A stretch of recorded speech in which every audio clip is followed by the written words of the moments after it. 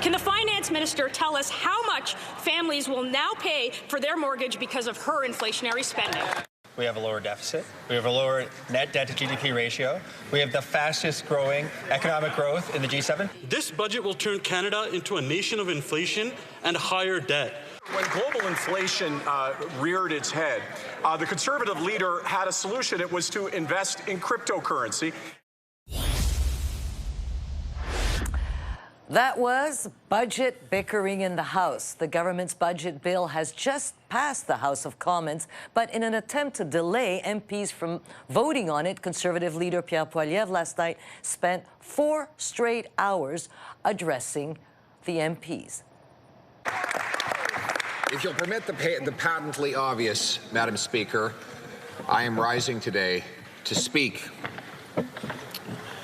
and to speak and to speak for the people who have no voice. I remember those days, Madam Speaker. In fact, some of my earliest memories. I was born in pretty close, actually. A member says I would have been in diapers. I was born in 1979. I just turned 44.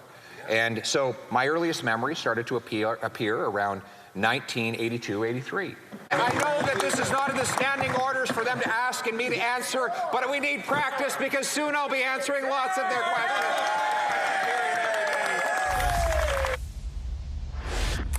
Poilievre had warned he'd do anything in his procedural power, including 900 amendments and lengthy speeches, to prevent the budget bill from passing. He also called on the Prime Minister to, quote, cancel this budget and cancel his summer vacation, as the Conservatives are prepared to work all summer long to rewrite the bill.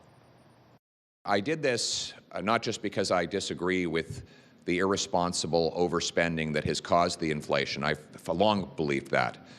But because I believe we're headed to a very serious crisis.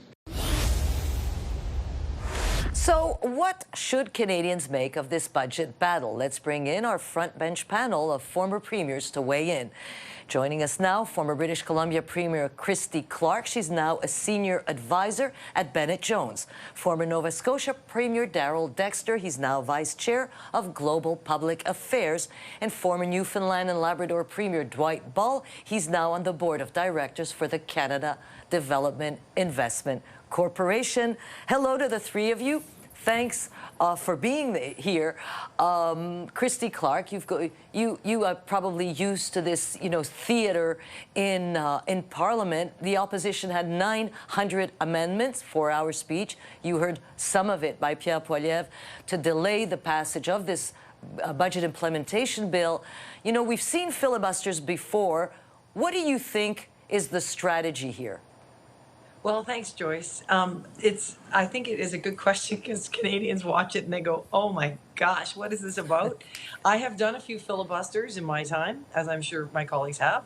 I've been in opposition, and we've done these, long budget filibusters where we're trying to stop the other guys from bringing their agenda forward. But you're really, you're not going to stop them. The NDP and the Liberals have a coalition. They have an agreement that they're going to move forward together, and they're going to make sure that all the, the things that they want get done, despite the Conservative opposition. But what I think Mr. Poilievre did quite effectively is get a lot of attention on himself and his party around the issue of how hard they're going to work to try and make sure Canadians have lower taxes, less debt, all those things that they're talking about. And it's a pretty effective strategy. You don't want to use it too often, I don't think his members want to use it too often. But I think he made a good point of getting his message out there. It's the media story of the day. And when you're in opposition and you can't really change much, getting your message out there is probably the toughest and most important thing to do. Yeah, we can give him a golden star for actually talking for almost 4 hours. That in itself is quite extraordinary. Darrell Dexter, Mr. Poilievre calls the budget an inflationary train wreck. Actually says the inflation in Canada was caused by the spending of the Liberal Party. But is this the time to rein in spending? Well, what I thought was interesting was during the press conference that he gave after that kind of 4-hour speech was, to call for the government to rein in spending, to rewrite the budget, and then almost without missing a beat, called on the government to spend more on disaster preparedness. So that's one of the great benefits of opposition. You can kind of have it both ways. The reality is that the job of the opposition is to oppose, not to obstruct. So whether or not you think this was effective depends on whether you see what he's doing as something that is simply obstructing the legitimate work of the government of Canada, or whether you think it is genuinely an opposition tool that he's just using aggressively. I do think he's right about one thing, though, and that is that after the rate hike today, this is primarily a set of circumstances that are hitting the middle class, and it's hitting them hard. And there is considerable danger for the government in that scenario, and certainly the opposition is right to want to take advantage of that. So I see why it is he would do what he's done. It doesn't necessarily mean that it's going to change anything, as Christy rightly pointed out. Yeah, I mean, it's a bit what Daryl Dexter is saying. We're getting close here to a danger zone. The 9th increase in less than 15 months from the Bank of Canada. Those holding a line of credit or those variable mortgage holders are, probably pretty worried. But even the others with fixed rate, it's going to come one day to get you. So, is targeted aid a good thing? Is Pierre Poilievre right that this government has been spending too much and this is where we find ourselves today? Or has the government tried to help people during a hard time? Usually during inflation, Joyce, is what happens is that you get more people spending money. We're seeing household debt today at historic levels. And so therefore there's more people obviously putting more on their credit cards.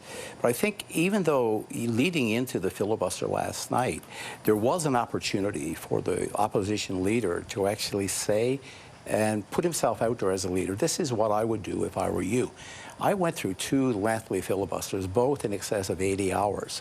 But what we did was we were prepared. We came with amendments that if I was the leader today, this is what I would do. And so I didn't see those sorts of things. We had a big build-up yesterday, but Canadians woke up this morning expecting to see an opposition leader still going, or the opposition party still going through the night. But indeed, that is not what happened. So I think there was a missed opportunity to actually step up and let Canadians know exactly what it is they were willing to do. But it is a very effective strategy when it's used correctly. Yeah, and he could use it, Christy Clark, for fundraising. I mean, it does look good. He does look energetic. And, it's true, as, Dwight says, not like he's giving any alternatives, but maybe he just doesn't want to sell good ideas and give it to the Liberals. Well, I think that, Joyce, I think that's probably what he's thinking, is something like, look, we don't want to put all our ideas out there in the window so far in advance of an election. I do agree with White, though. I think that being a principles-driven party with some ideas you can put out there well in advance of an election is still a good idea. I do think, though, in this case, he made his points. He wants smaller government, he wants lower taxes, and he wants less debt. Those are pretty core principles. He did talk about that. That was the purpose of what he was doing. And some Canadians will agree with that, some Canadians won't. But I think, at the end of the day, filibuster's never going to get you anywhere unless it gets you into the media, and he was successful in making his his core message heard by Canadians, I think. Daryl, I don't have a lot of time. Smaller government, less taxes. This government has grown in the last 8 years. How do you shrink a government that has grown by almost 25%? Yeah, and that was really the big flaw in what he was doing, which was he wasn't explaining exactly what it was that he was going to cut in the way of program spending, initiatives that would be canceled. There was no meat on the bone, so to speak, in those 4 hours of his speech that said, well, here is the roadmap toward getting to balance, to reducing spending, and we realize that this is going to disappoint some Canadians, but this is what we're prepared to do. He never did that in his speech. No, but at least we know his date of birth. That was clear in the clip we just heard.